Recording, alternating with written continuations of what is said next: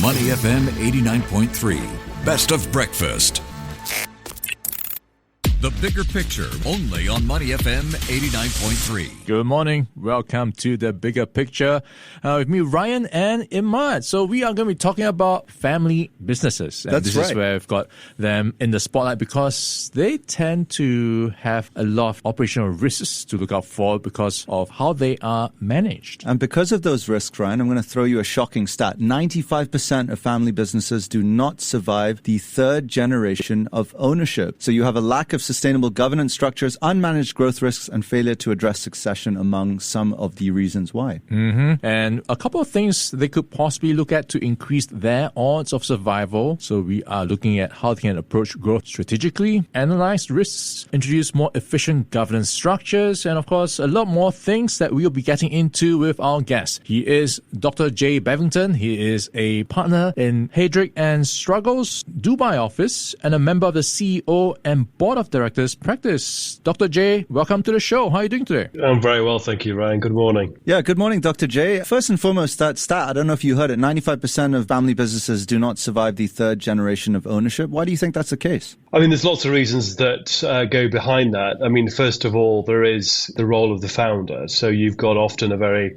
charismatic, very hardworking founder that puts their life and soul into the business. And subsequent generations might not necessarily share their passion. They might have other interests that they want to go into. Very often, the founder might not actually want to step down or think that others, including his own children or her own children, might be able to do as good a job. So succession within family businesses can be challenging. Yeah, sort of family politics at play, I suppose, when you're looking at these family businesses. Give us a few of the examples you've come across, some of the risks you've seen in terms of how they've been managed and what you've seen as typical mistakes in how they've been run. I mean, there are generational challenges within family businesses. So you often have a very charismatic, very hardworking founder, and the subsequent generations, his or her children, may not necessarily share those same passions. They might want to take the business into different directions. They may not even be interested in going into the business. This obviously creates significant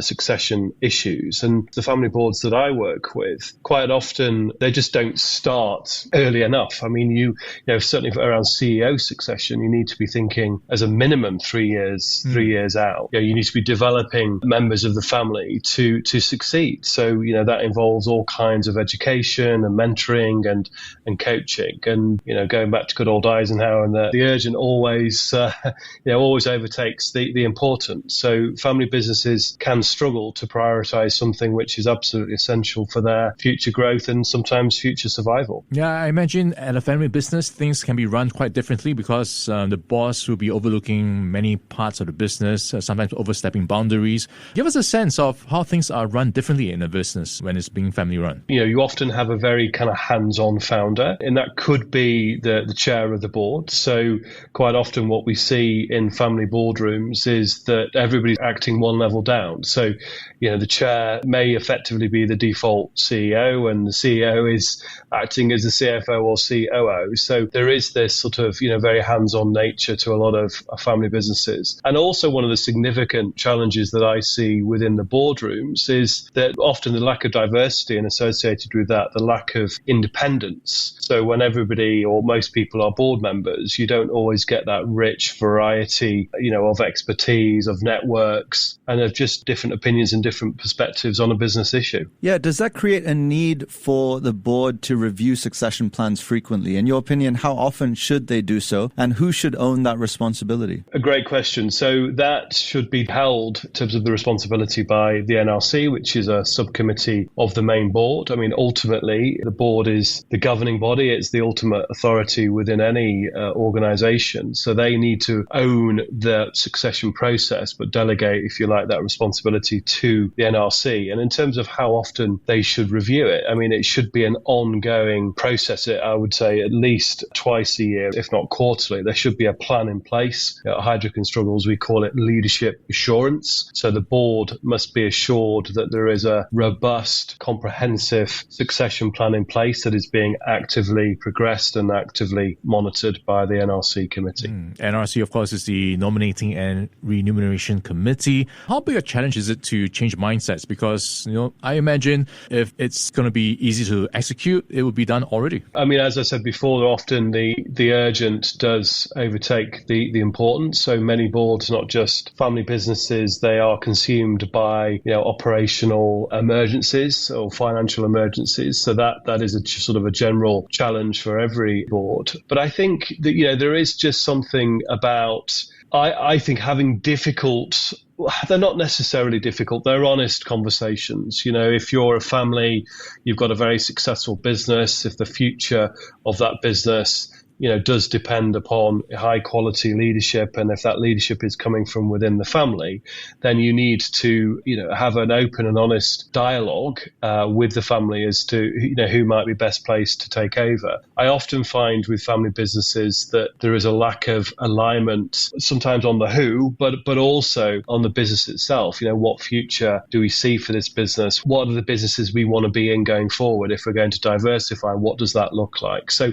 aligning on what business are we in? Where are we going ultimately? And therefore, what is the right leader in 3-4 years' time to take us there? These are absolutely fundamental questions. Clearly, it is the biggest challenge and the biggest task of any board. It's their key responsibility. Yeah, Dr. J, I'm just curious, speaking of being open and honest, have you ever seen instances where emotional or legacy decisions created governance risks, and how were they handled? I spent many years ago as well, being a Premier League football agent. And you might ask, how does a partner at Heidrick Struggles get to be a football agent?